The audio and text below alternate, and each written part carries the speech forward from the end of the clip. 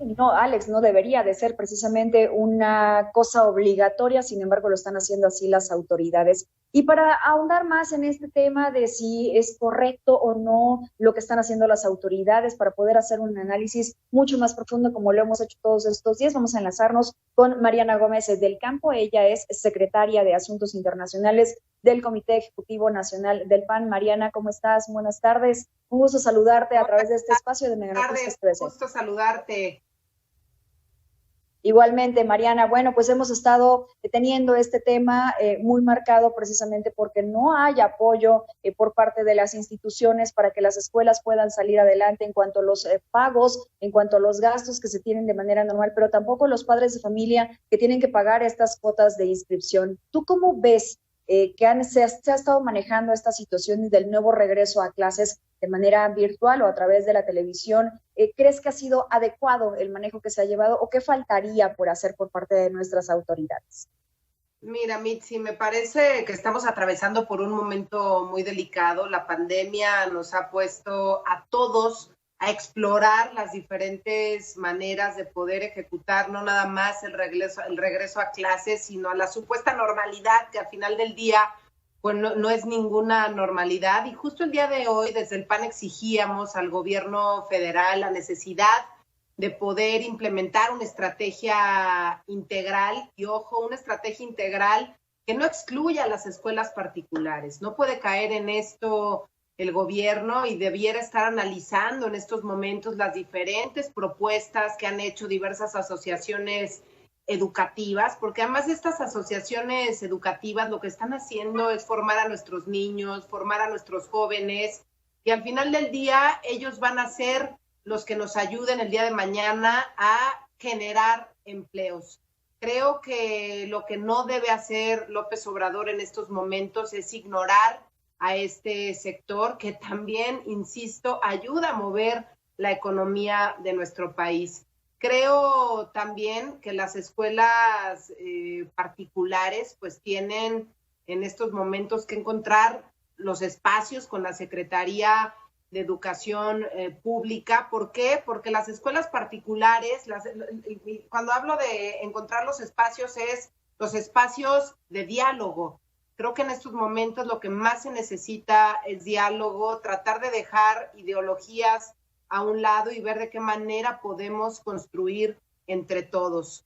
Y justo hoy en la mañana, desde Acción Nacional, el secretario de Estudios, Fernando Rodríguez Doval, decía: las escuelas particulares permiten ejercer el derecho de los padres de familia a elegir la educación de sus hijos, ayudan al Estado mexicano a garantizar la educación para todos. Cada espacio que se pierde en una escuela privada, al final del día supone una carga adicional para la educación pública. Por eso las escuelas particulares deben también ser apoyadas por el gobierno, y creo que en este sentido el gobierno no tiene esa claridad.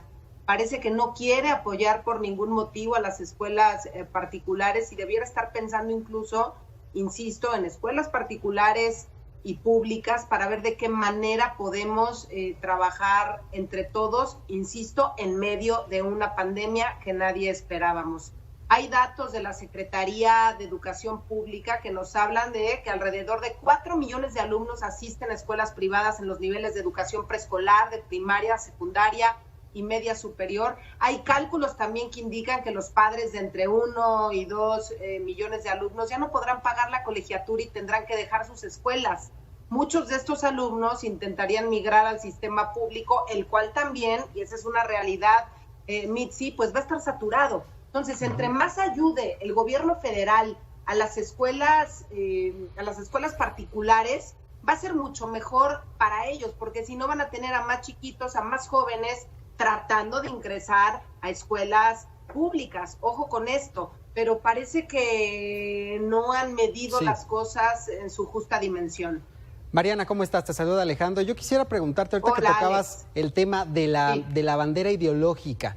Marco Cortés decía que iban a poner especial atención en los contenidos en televisión para evitar que se ideologice a los estudiantes. ¿Ves un riesgo real de que esto suceda o es politiquería? Absolutamente, claro que hay un riesgo en todo momento.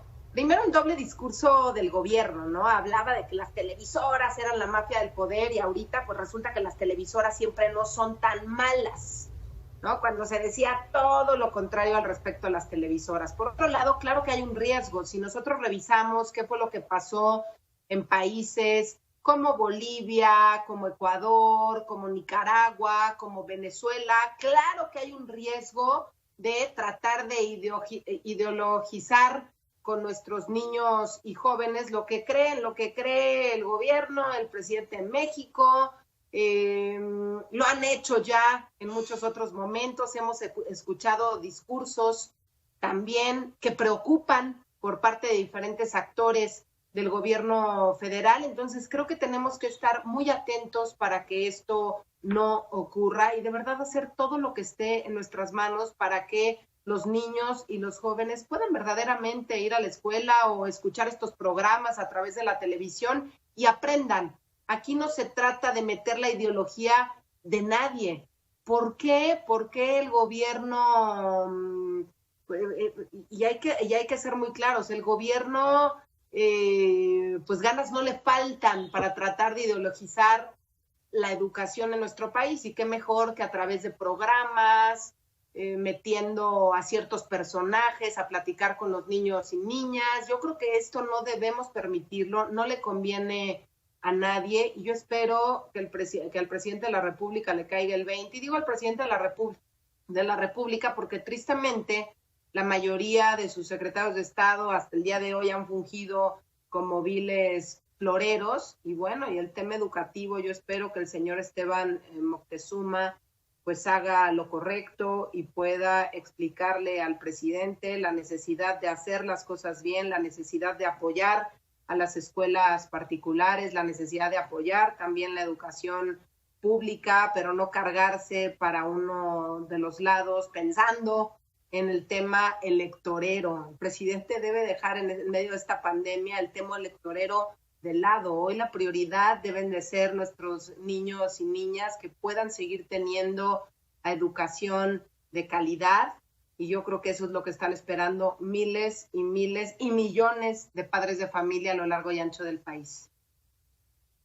Oye, Mariana, dime una cosa, tú que estás también muy al pendiente de lo que sucede en otras partes del mundo, ¿cuál pudiera ser el ejemplo que pudimos haber tomado en México precisamente para retomar estas clases, para regresar a los niños a la escuela, para poder apoyar a los padres de familia, para poder apoyar también a las escuelas, no solamente las privadas, que muchas de ellas ya no podrán abrir sus puertas, sino también a las públicas, porque nos enfrentamos a un problema en el cual no tienen agua potable, no tienen sanitarios, no tienen las medidas higiénicas para poder dar un panorama en dado caso de que los niños pudieran regresar hasta las aulas y que no sea a distancia. ¿Cuál pudiera ser un ejemplo a nivel internacional que pudiéramos nosotros retomar en México si es que las condiciones así pudieran darse?